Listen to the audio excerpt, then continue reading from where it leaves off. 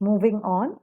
Now let's see what Corneille has to say about the unity of time. Now, the ancients believed that the span of an action or the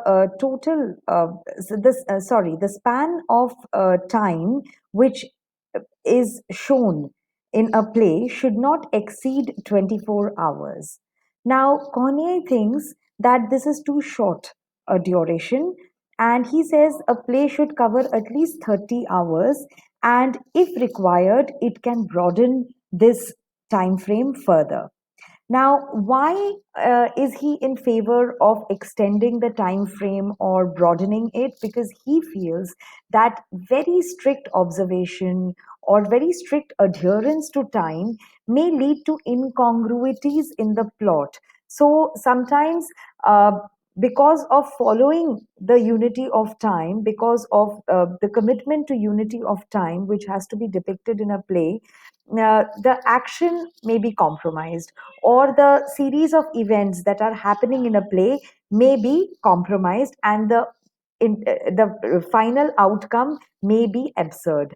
And he also advocates that whenever and wherever possible, dramatic time should be indeterminate. There is no need to keep mentioning the time on every occasion. Sometimes the audience should be left to keep guessing.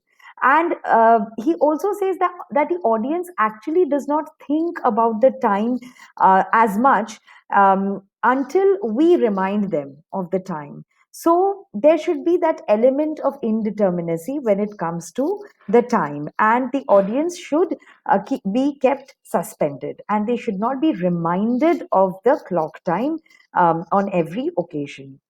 And he believes that each act of the play should cover a similar amount of story time. So the story time needs to be distributed or divided equally between whatever number of acts the play has. He recommends that five is ideal.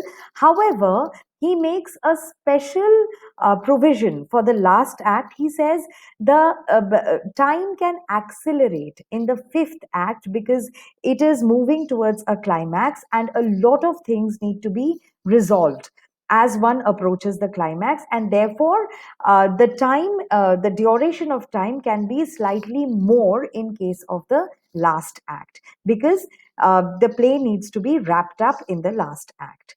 And he believes that, like I said, that every time if we make a very explicit reference to time, and if we keep indicating the time to the audience, it might affect the quality of the work. It might end up being very clumsy, right? And therefore he believes that time needs to be very discreetly handled in a play.